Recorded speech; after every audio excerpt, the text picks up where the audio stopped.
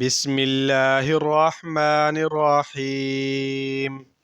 اللهم صل على محمد وعلى آل محمد.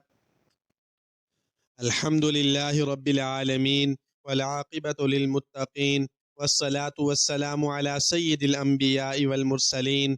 أما بعد فأعوذ بالله من الشيطان الرجيم. بسم الله الرحمن الرحيم. ألم يجدك يتيما فآوى. صدق الله العظيم. يا رب صل وسلم دائما أبدا على حبيبك خير الخلق كلهم. إن الله وملائكته يصلون على النبي يا أيها الذين آمنوا صلوا عليه وسلموا تسليما. اللهم صل على محمد عبدك ورسولك وصل على المؤمنين والمؤمنات والمسلمين والمسلمات. میرے نہایت واجب الاحترام سامعین مکرم، آج کی نشست کے اندر آقا علیہ الصلاۃ والسلام کی ولادت باسعادت کے وقت جو اہم واقعات پیش آئے، آقا علیہ الصلاۃ والسلام کی ولادت کے وقت جو آقا علیہ الصلاۃ والسلام کے معجزات رونما ہوئے، ان واقعات پر، ان معجزات پر کچھ عرض کرنے کا ارادہ ہے۔ سامعین مکرم، جس سال آقا علیہ الصلاۃ والسلام کی ولادت باسعادت ہوئی، اس سال کی یہ خصوصیت ہے، اس سال اللہ تبارک و تعالی نے یہ انتظام فرمایا کہ پورے عرب کے اندر کسی کے ہاں بھی بیٹی پیدا نہیں ہوئی، بلکہ جس کے ہاں بھی اولاد ہوئی، اللہ تبارک و تعالی نے ان کو بیٹا عطا کیا۔ وجہ کیا تھی؟ وجہ یہ ہے کہ عرب کے لوگوں کے اندر یہ گندا رواج تھا کہ وہ بچیوں کو زندہ درگور کیا کرتے تھے، اپنی بیٹیوں کو اپنے ہاتھوں سے دفن کیا کرتے تھے۔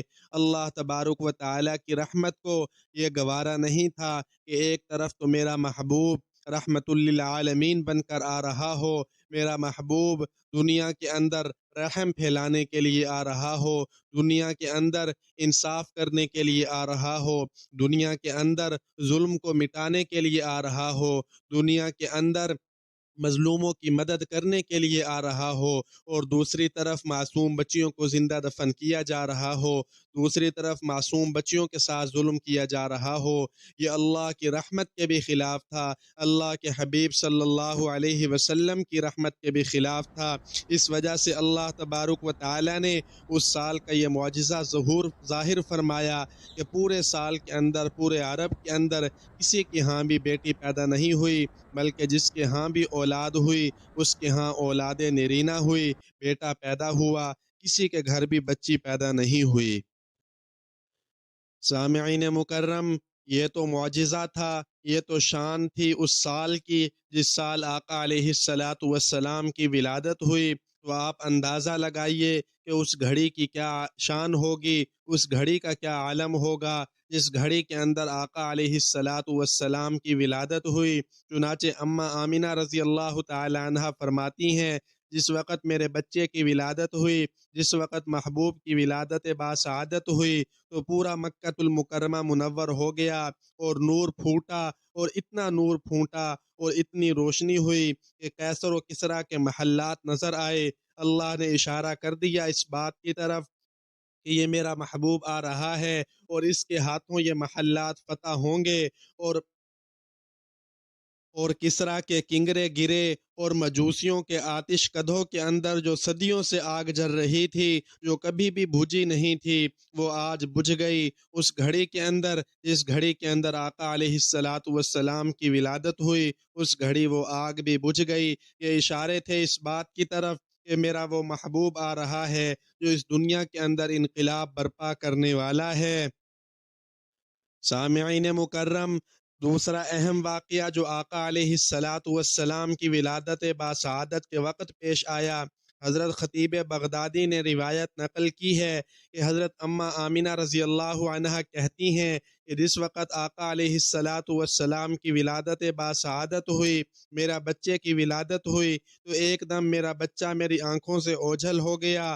میں حیران ہو گئی کہ یہ کیا معاملہ ہوا کہ اچانک غیب سے آواز آئی کہ اس حسین کو لے جاؤ، مشرق سے مغرب تک، شمال سے جنوب تک، اور عرش بری تک پوری کائنات کی سیر کراؤ، اور اس میں آدم علیہ السلام کی انابت، نوح علیہ الصلاۃ والسلام کی جرت و تبلیغ، شیس علیہ الصلاۃ والسلام کی معرفت، دانیال علیہ السلام کی محبت، سلیمان علیہ السلام کی شوکت، ابراہیم علیہ السلام کا جوش توحید، اسماعیل علیہ السلام کی زبان دانی، اسحاق علیہ السلام کی رضا جوئی، صالح علیہ السلام کی خطابت، لوط علیہ السلام کی حکمت، یعقوب علیہ السلام کی گریہ و زاری، یوسف علیہ السلام کا حسن، موسیٰ علیہ السلام کے کمالات، ایوب علیہ السلام کا صبر، یونس علیہ السلام کی اطاعت، یوشع علیہ السلام کا جہاد، داؤد علیہ السلام کا لحن، الیاس علیہ السلام کی عظمت، یحییٰ علیہ السلام کی عصمت،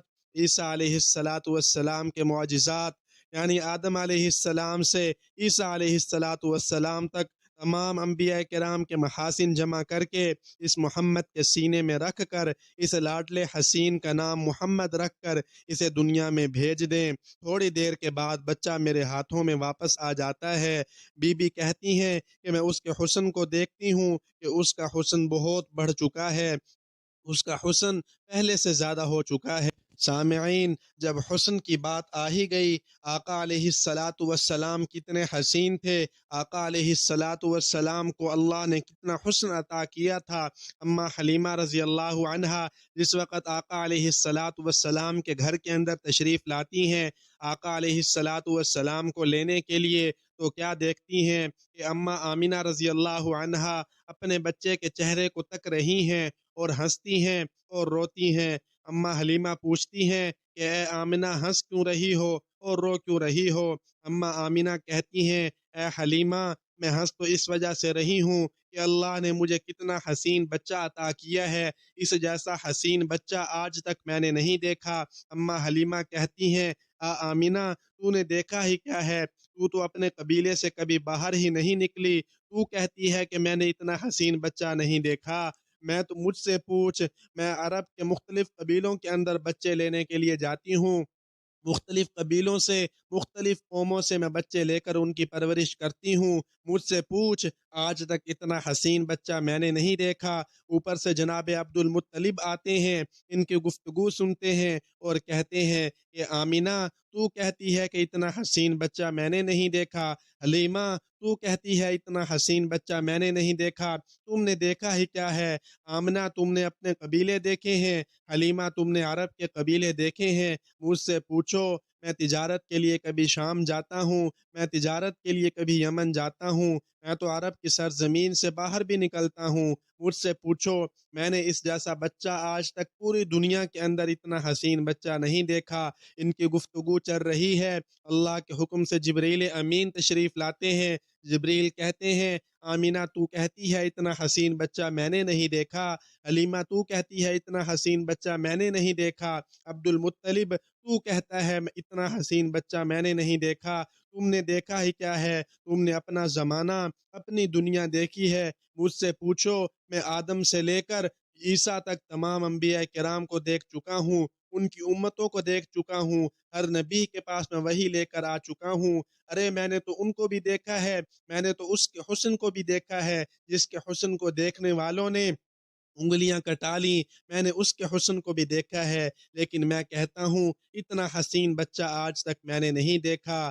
ناظرین مکرم، سامعین مکرم، مواہب لدنیہ کی روایت ہے، آقا علیہ السلام کے بارے میں اللہ تبارک و تعالی عرشوں سے بول اٹھے، جبریل امین کے ذریعے سے یہ پیغام آیا کہ اے آمینہ، تو کہتی ہے اتنا حسین بچہ میں نے نہیں دیکھا، حلیمہ تو کہتی ہے اتنا حسین بچہ میں نے نہیں دیکھا، عبد المطلب کہتا ہے اتنا حسین بچہ میں نے نہیں دیکھا، جبریل کہتا ہے اتنا حسین بچہ میں نے نہیں دیکھا۔ ارے تم سب اتنا حسین بچہ اس وقت دیکھتے جب میں نے اتنا حسین بچہ آج تک بنایا ہوتا، میں نے اتنا حسین بچہ آج تک بنایا ہی نہیں ہے، تو تم اتنا حسین بچہ کہاں سے دیکھتے؟ سامعین مکرم، یہ تھا میرے آقا علیہ السلام کا حسن۔ ماں حلیمہ پوچھتی ہیں اے آمینہ، یہ تو بتاؤ کہ تو روتی کیوں ہے؟ حضرت آمینہ فرماتی ہیں روتی اس وجہ سے ہوں کہ اللہ نے مجھے اتنا حسین بچہ عطا کیا، لیکن اس کا باپ عبداللہ نہیں ہے، اگر عبداللہ زندہ ہوتا تو اس کو سیر کے لیے لے جاتا، عبداللہ زندہ ہوتا اس کے لیے کھلونے لاتا۔ اللہ تبارک و تعالیٰ کی رحمت جوش میں آئی، جبریل امین کے ذریعے سے پیغام آیا، اے آمینہ تو کہتی ہے کہ عبداللہ زندہ ہوتا تو اس کو سیر پہ لے جاتا۔ آمنہ تو صبر تو کر، اس کو سیر کے قابل تو ہونے دے، میں انگلی پکڑ کر اس کو عرشوں کی سیر کراؤں گا، میں اس کو جنت جہنم کی سیر کراؤں گا، میں اس کو ساتوں آسمانوں کی سیر کراؤں گا، اس کو سیر کے قابل تو ہو جانے دے۔ اے آمینہ تو کہتی ہے کہ اگر عبداللہ زندہ ہوتا تو اس کے لیے کھلونے لاتا۔ ہاں، عبداللہ اگر کھلونے لاتا تو مٹی کے، عبداللہ کھلونے لاتا تو پتھر کے، عبداللہ کھلونے لاتا تو لوہے کے۔ اے آمینہ اس کو کھیلنے کے قابل تو ہونے دے۔ یہ انگلی کرے گا میں چاند کو کھلونا بنا دوں گا، یہ انگلی اٹھائے گا میں سورج کو کھلونا بنا دوں گا، میں پتھروں کو کھلونا بنا دوں گا، میں جانوروں کو اس کے لیے کھلونا بنا دوں گا، میں درختوں کو اس کے لیے کھلونا بنا دوں گا۔ درخت اس کی اشاروں پر چلیں گے، پتھر اس کے اشاروں سے کلمہ پڑھیں گے۔ اے آمینہ تو غم نہ کر۔ سامعین مکرم، یہ تھی میرے آقا علیہ الصلاۃ والسلام کی شان۔ سامعین مکرم، بات اور طرف نکل گئی۔ تیسرا اہم واقعہ، تیسرا منظر، تیسری خصوصیت، تیسرا معجزہ جو آقا علیہ الصلاۃ والسلام کی پیدائش کے وقت ہوا وہ یہ ہے، اماں آمنہ فرماتی ہیں جس وقت میرا بچہ پیدا ہوا تو میں کیا دیکھتی ہوں کہ وہ اس کا سر سجدے کے اندر ہے، اس حالت میں پڑا ہے کہ جس طرح کوئی انسان سجدہ کر رہا ہوتا ہے۔